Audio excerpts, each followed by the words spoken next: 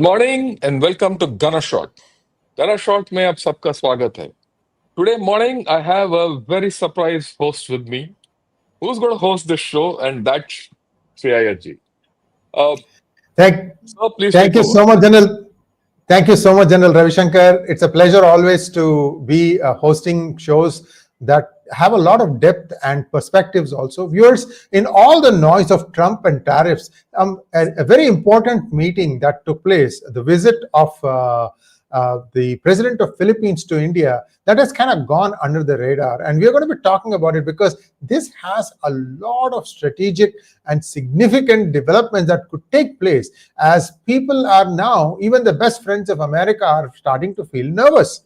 I mean, this is a fact. Well, by the way, this is coming live on Gunner Shot and P Gurus, and also in the evening at 8 p.m. We're going to have the three good generals talking about Trumpomania. Do come back for that one also. General Ravi Shankar, let's set the stage here. The president of Philippines, the son of Ferdinand Marcos, one of the more prominent puppets of U.S. Government, is now he's actually being pretty sensible about the way he has gone about ruling Philippines. I yield the floor to you, sir. Maybe you can start a little bit before the actual trip to India. What happened? Now Philippines wants to buy BrahMos from us. I think they have even placed an order now. So a lot of developments happened very quickly while everybody was engrossed in looking at what is happening with Trump. Over to you, sir. Yeah. Let me start with Philippines because understanding this story of what's happening in Philippines is critical. Let me put things in context. There are three things happening simultaneously for as far as India is concerned at this point of time. Before I get into Philippines, one, we all know Trump has upped the tariff to 50%. Right? The moment that tariff was up to 50%, he's actually put the India-US strategic relationship at stake. Right? Immediately, there's a swing towards China. Everyone says, oh, Russia, India, China, but there's a problem there. There's a huge problem. I've spoken about it many times. Can you trust China? And I'll show you how China has reacted to this. And then there's this trip of President Marcos to India. It's ongoing, right? He's here. He's here till tomorrow. He came on 4th, 5th, 6th, he was in Delhi. 6th, 7th, 8th, he's in Bangalore and wherever. A president doesn't go to another country and spend 4 days. It is not a holiday trip. There's a strategic significance of this.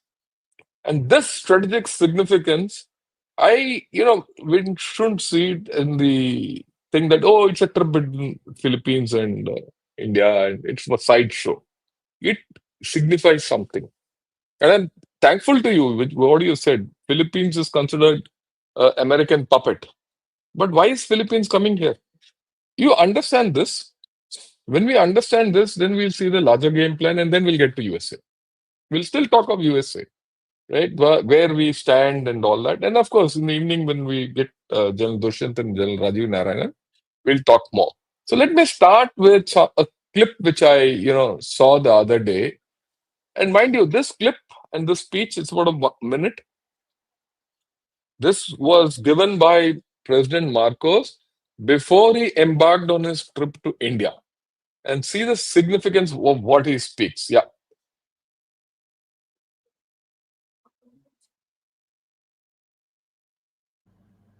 Volume.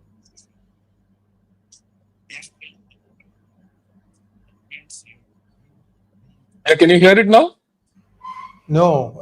Can you go back to the beginning and see if we can get a little bit better sound? Yeah. No, I can't hear, sir. Oh, I see.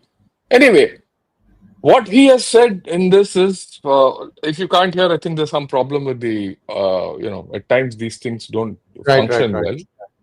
Okay, what he said is he's come here with high expectations. He addressed his own thing, and I go to Delhi with a lot of expectations.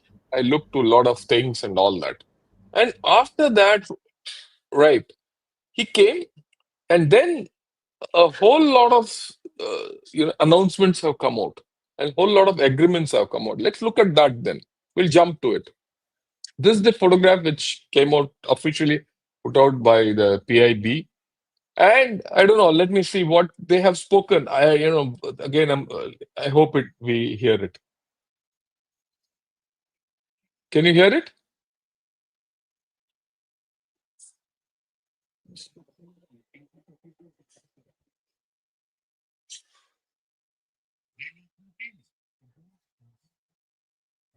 No, sir. No, I'm not able to hear. Okay. Okay. What he says in this is that for over a millennium, you know, Philippines and India have been together. Okay. And there's been cultural relationships and all that. And he invokes Sanskrit, in all this and everything. Now, as against this, Prime Minister spoke this. Same thing, sir. No, no, no sound. No sound. Okay, okay. Right. It's okay. Anyway, he says, Prime Minister Modi said India and Philippines are friends, that they might be divided by distance, but they're united by destiny. And that's a very strong statement to come out. Right. What are the outcomes of this, visit so far? That they very clearly put out. He says there's a strategic partnership between India and the Philippines. That's important. Then, what is the action plan? They put out an action plan. They have very clearly put out what's the relationship and the terms of reference between Indian Air Force and Philippines Air Force, Indian Army and Philippine Army, and Navy and Philippine Navy. That means across the spectrum of armed forces, we're going to see a huge, uh, you know, congruence. It's very clear. Okay. Now, then there is other things. There's a treaty on mutual legal assistance in criminal matters between India and Philippines, because in that area there are a lot of piracy which takes place. Not piracy of the way we understand, a lot of smuggling, piracy, and all that. Then sentenced persons, cooperation in science and technology, cultural program exchange, right? Tourism cooperation, digital technologies, peaceful use of outer space. They're looking at India for space and enhanced maritime cooperation. All this has, come into the highlight in these. Now, the point is, man comes here after, I don't know, I've never heard of a Philippines president coming to India so far. He comes, spends 4 days here. Before he comes to India, he convinces his populace for, you know, I'm going to do some strategic thinking and all that.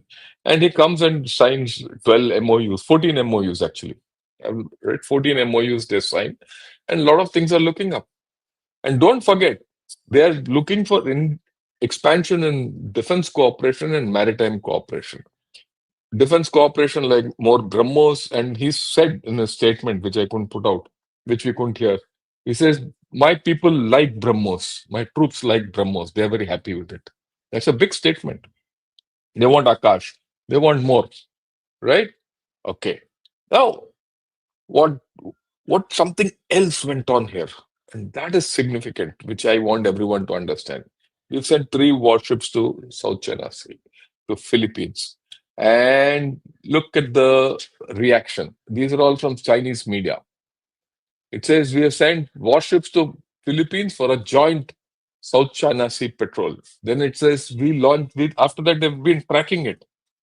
First joint South China Sea patrol, and then they've gone on to say China has gone on high alert.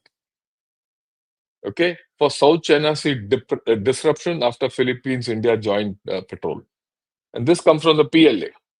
Now, is that all? Then the spokesperson in India of the Chinese ambassador, and then the PLA Southern Command, Southern Theater Command spokesman, they've come out. He said the Philippines has been rallying an external country to interfere in South China Sea by organizing so-called joint patrols, which undermine regional peace and stability. Okay. PLA Southern Theater Command Force remain on high alert, resolutely defending national territorial sovereignty and maritime rights and interests. Any military activities that disrupt the South China Sea and create hype all around are under control. So you see the ripple effect is it has already had. I mean, this is the interesting part. When Marcos was here, our three ships were there, right?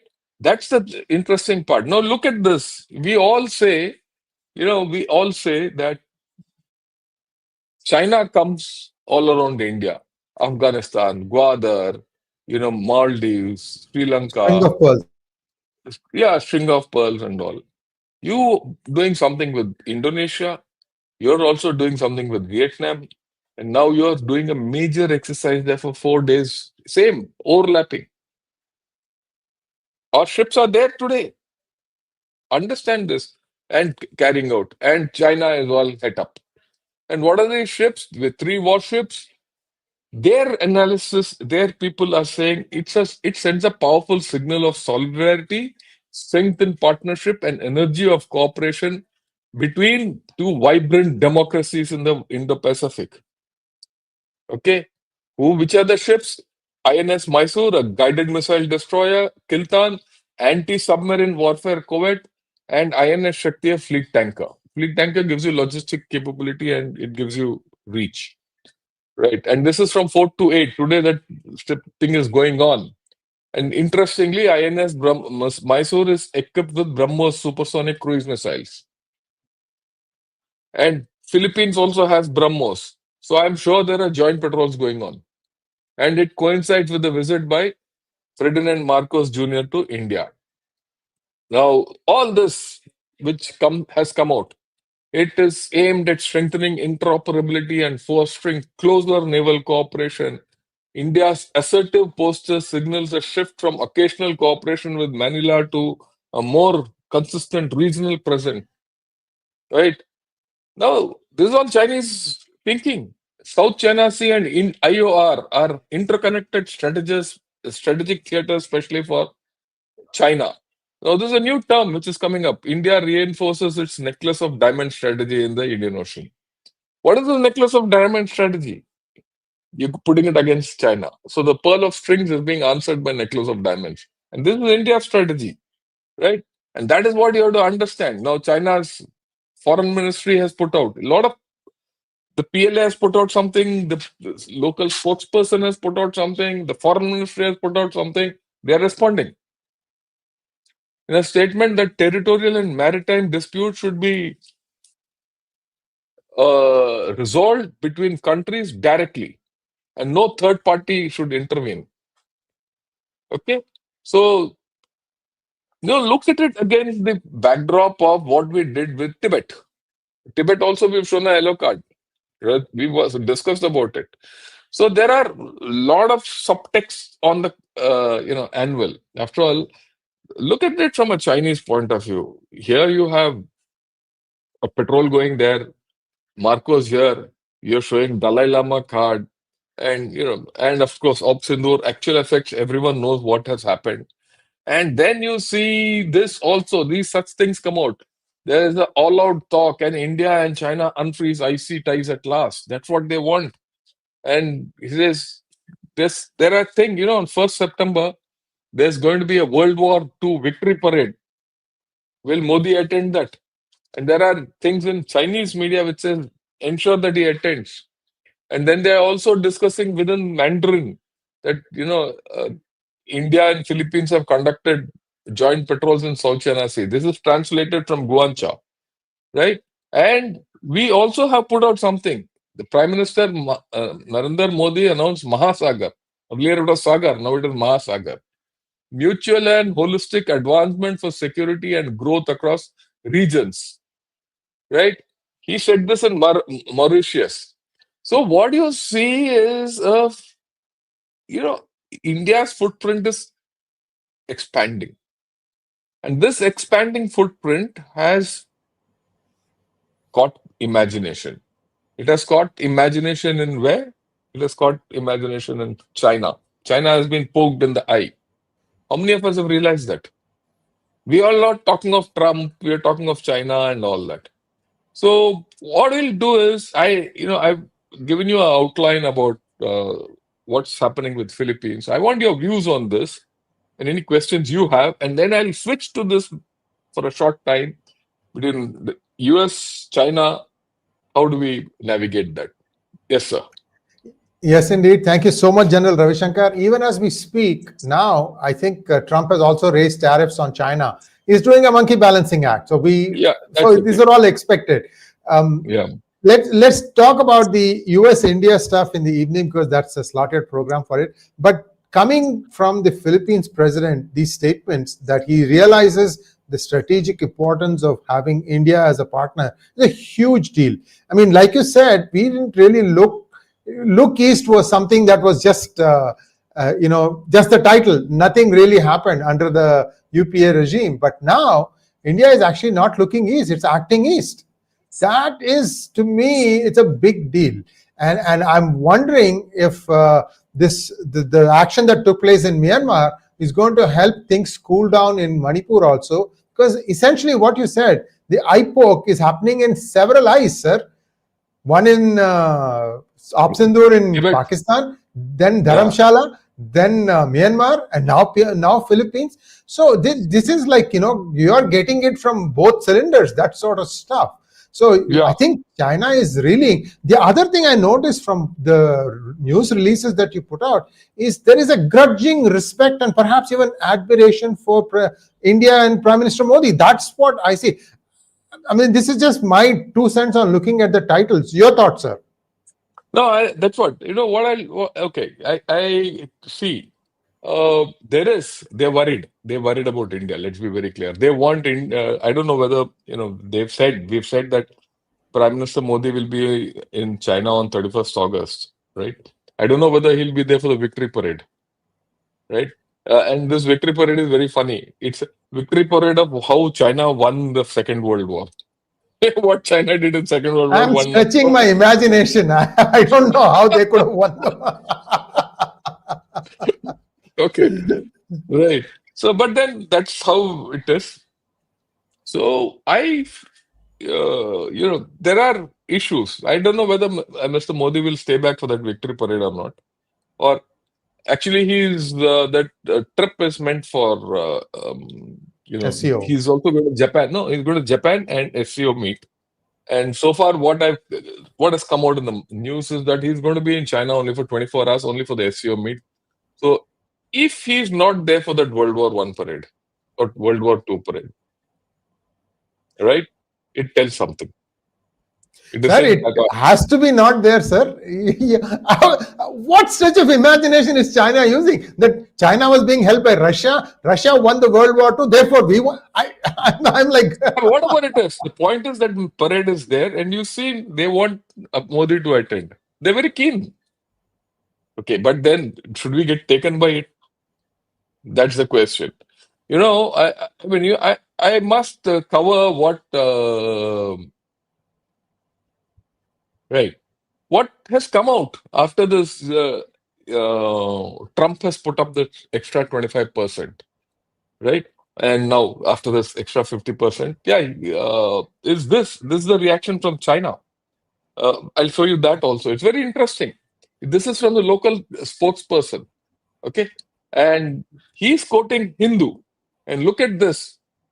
There's the depiction which they show. This is the Global Times article. I mean, there's a Global Times cartoon. They're showing tariffs, unjustifiable ego. Here, the local spokesperson says India's sovereignty is non-negotiable and its foreign policy choices cannot be manipulated by other countries, no matter how significant their own ties with India are. This is what has come out, and this is something which is from Hindu. They've quoted a communist newspaper to justify whatever. Naxal rag. Yeah, Naxal it's rag. okay. Why are you giving it But, newspaper name? no, but the fact is that they have. I mean, they've quoted it. They've quoted Hindu. Okay, and we leave it at that. Now you see Global Times opinion. See the art.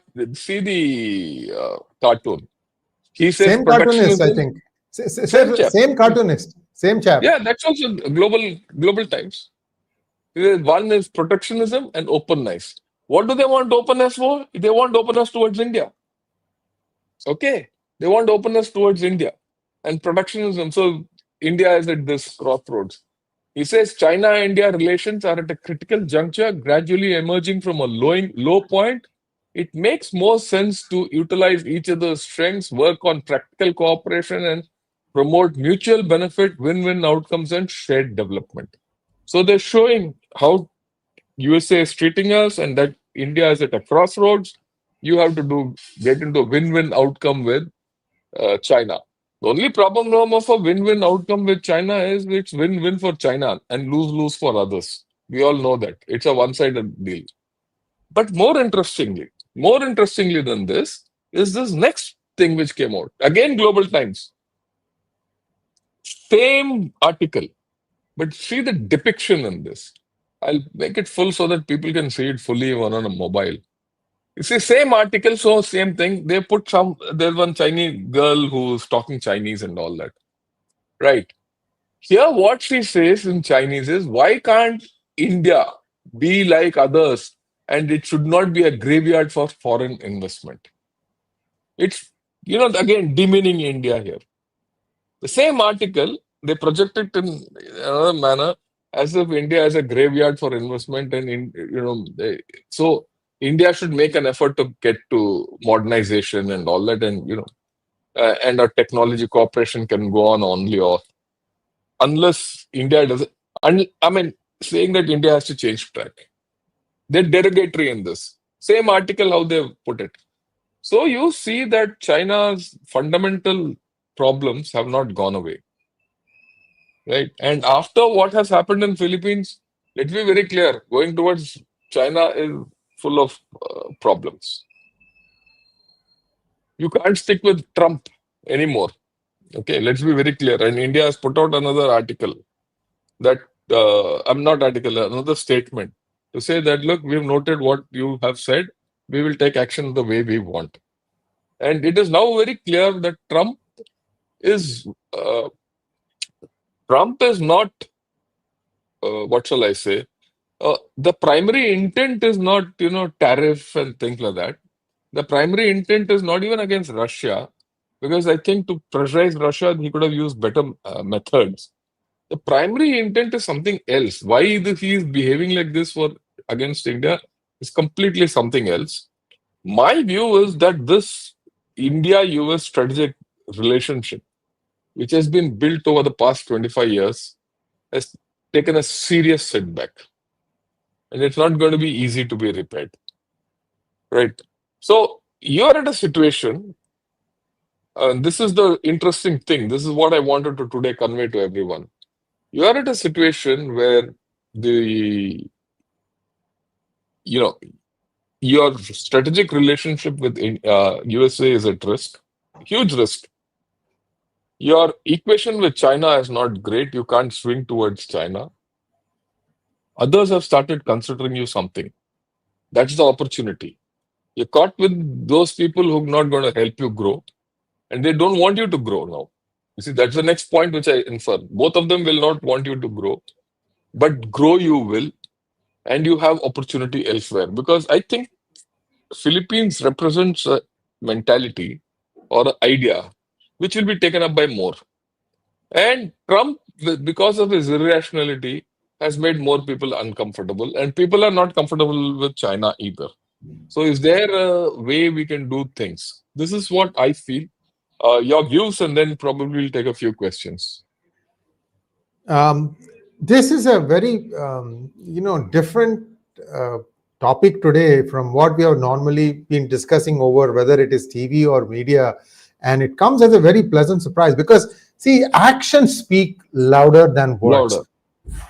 Right, and 14 different things that have been memorandums have been signed, and Philippines is not a poor country. They have, they are what I would call one of the more prosperous ones, probably Yeah, on par with Malaysia, right? yeah, May not be as prosperous as Singapore and Hong Kong, specifically Hong Kong may not be a whole China, but in terms of economic viability, they're pretty good.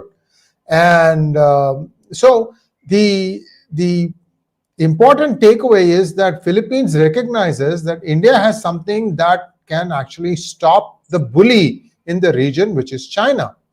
You have seen how many times China has irritated the heck out of the Philippine patrol boats and things of that nature. And now China has to really scratch its head. Who are you going to go after next? Taiwan, if you touch Taiwan, US is going to jump.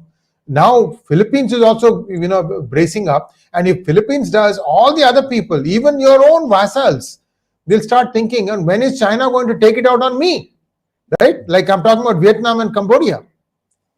It's possible. See, the pressure is building. The pressure is building in China. It has to find its way out one way or the other. Where is that going to be? And so what I feel is today, Philippines, you will start seeing other countries also reaching out to India, General Ravi Shankar, because see, this is where the 1,000-year civilizational connect helps. India has never been seen as somebody who goes and, I want to occupy your land, I want to plunder your resources. That has never been the image that India has projected. Whether it is Bharat, Akhand Bharat, you take any version. So that civilizational connect, those deep roots are starting to take root now. And I think this is a big turning point for India. And if India behaves as a responsible country, regardless of what conflicts will be around, it has the best chance of emerging out of it as a very powerful country, just like United States did after World War II. Yeah.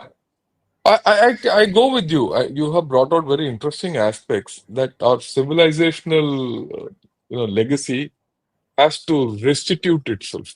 This is the restitution of the Indian legacy. And I want to make a slightly, I'll put it in a different context. Say, take your mind back to 3-4 years back. 3-4 years back, we couldn't have thought of this happening. That the Philippines president, before embarking on a tour to India, he says, I'm going there with a lot of high expectations. Our roots are in Sanskrit and things like that. I mean, I wish we could have heard that. Unfortunately, that video didn't play up. But that's why I picked it up, because he said this from his own land. Came here, all that, and there are 14 MOUs signed, and a lot of emphasis on armed forces to armed forces relationship and all that. They want more arms and all that. It signifies 2-3 things. One, they're not very clear about that USA will come to their help. That's the first part. The second, internally, they're very clear that they've got the confidence that they should go out and come to India. And they see India as a growing partner. And this is a huge thing, because they see India has stymied China. Their worry is China. Yeah. You see, so far their worry is, okay, China could do nothing much when USA was interfering or US presence was there in Philippines.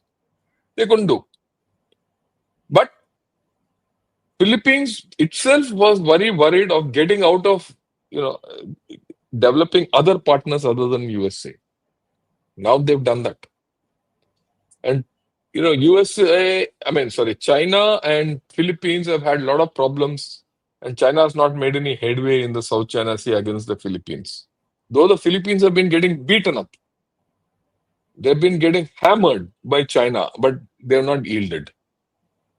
Right? On the other hand, we've pushed China back. We've poked China in the eye with Tibet. And somewhere the Philippines realize that China is not as strong as it was earlier. That's the next part. And they feel that India is as perceived to be. And India is a stronger entity which is coming out. And USA is not reliable. These are the 3 inferences which you can make out of the Philippines' behavior. Yeah. That is the significance. Yeah. So that is something which I thought, we should discuss. We can easily discuss India, US, India, China, Russia, EU. They're all nonsense. I mean, you can keep doing it. We need to do that, but this is a new angle completely. Yeah. Final views from you. After that, I'll take a few questions, unless you want to open up something else. No, this is wonderful, sir. Like you said, the friends are becoming a little nervous about what United States is going to do under the Trump administration. I think the chief of staff, Susie Wiles, has her work cut out. I'm just giving her some free for unasked for advice. Make sure you know what he's going to say, especially on Truth Social. And before he hits the send button, make sure you know what he's going to send out. So this is my 2 cents, sir. Let's take some questions now.